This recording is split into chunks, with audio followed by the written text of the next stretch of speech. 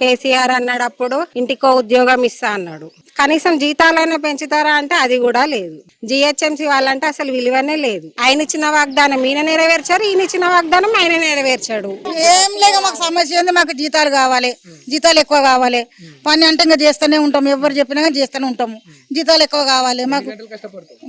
8 గంటల పొద్దున్న 4:30కు వస్తాం, 4 అవుతుంది అనుకో. ఇక్కడికి వచ్చేవారు 4 గంటలకు వెళ్తాం అన్న, ఇంటి నుంచి 4 గంటలకు వెళ్తాము, ఇక్కడ 6 గంటల వరకు ఉండాలా.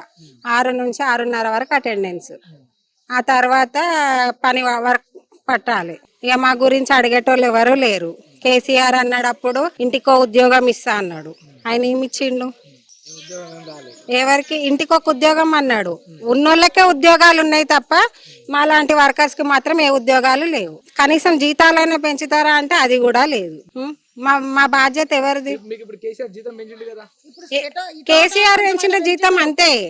ఇప్పుడైతే మాకు విలువే లేదు. రోడ్డు పైన జిహెచ్ఎంసీ వాళ్ళంటే అసలు విలువనే లేదు.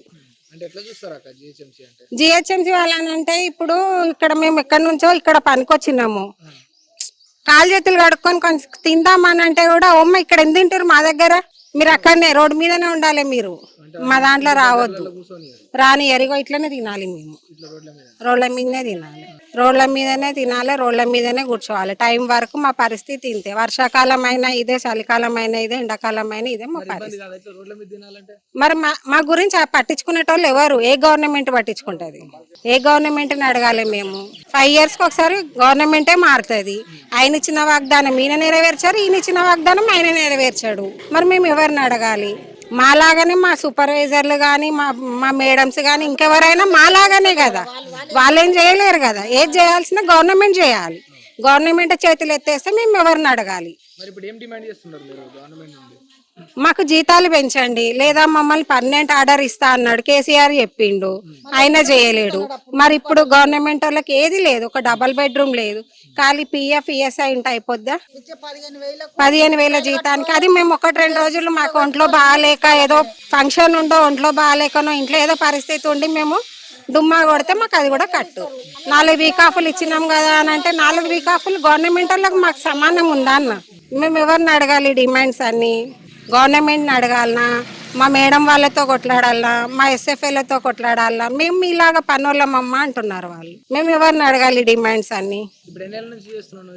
ఇప్పుడు లేదన్నా 15 సంవత్సరాలు 16 సంవత్సరాలు అవుతుంది ఇక్కడ ఈ డ్యూటీ ఎక్కి. డైలీ ఏముంటది, ఇట్లనే కాలనీలు, మెయిన్ రోడ్డు ఇవన్నీ క్లీన్ చేయడము, కుప్పలు పెడితే వాళ్ళు కమాటోళ్ళు ఎత్తడము ఉంటది. ఇక ఇబ్బంది అనిపించినా మనము పని చేయడానికి వచ్చినాం ఇక్కడ. ఇబ్బంది అని మాట్లాడితే అప్పుడు ఎవరేం చేయలేరు కదా, అదైతే తప్పదు. మీకు కడుపు తిప్పాలా, మీరు వచ్చిర్రు, మేము చెప్పిన పని మీరు చేయాలి. మాకు పైన అధికారులు చెప్పారు, మేము మీకు చెప్తున్నాం అంటారు ఎవరైనా. దానికి ఎవరేమేం చేయలేం కదా. కేసీఆర్ అప్పుడు గవర్నమెంట్ వచ్చినప్పుడు నేను ఫస్ట్ జిహెచ్ఎంసీ వాళ్ళకే పర్మనెంట్ ఆర్డర్ ఇస్తా అన్నాడు, ఆయన ఇయ్యలేడు. మరి ఈయన ఏమైనా చేస్తాడేమో అని అంటే ఇప్పుడు 3 సంవత్సరాలు అవుతుంది, ఈయన చేసింది కూడా ఏమి లేదు. ఎవరు కూడా పర్మనెంట్ చేసే ఆలోచన లేదు. మాకేమైనా పర్మనెంట్ ఆర్డర్ వస్తుంది అని అంటే ఇవాళ కాకుండా రేపు అవుతాం కదా అని ఒక హోప్ ఉంటుండే కదా, అది లేదు. మాకు ఇది లేదు. కరోనాలో అందరికి వర్క్ ఫ్రమ్ హోమ్ ఇచ్చిండ్రు, లక్షల జీతాలు ఎత్తటోళ్ళకి అసలు వర్క్ ఫ్రమ్ హోమ్ ఇచ్చిండ్రు. మేము రోడ్ల మీద ఉన్నాం, మేము చేస్తామా బతుకుతామా? మమ్మల్ని ఇంటికి పోతుంటే కూడా చిన్న చూపు చూసిర్రు. అమ్మ వీళ్ళు అక్కడ పని చేసి వచ్చిర్రు, వీళ్ళు ఎంబడి ఏమొచ్చిందా అని చెప్పి మమ్మల్ని పట్టించుకున్న మాధవుడు లేరు కరోనాలో. మా పరిస్థితి ఏంది అప్పుడు? ఎవరిని అడగాలి మేము? జిహెచ్ఎంసీ వాళ్ళంటే ఇక ఇంతే, ఉన్నన్ని రోజులు మీ చేతనైన రోజులు మీరు చేయండి అంతే, ఇంకేది అడగొద్దు మమ్మల్ని. మేము చెప్పే పని మీరు చేసి వెళ్ళిపోవాలి అంతే. మరి మాకెవరు రెస్పాన్సిబుల్?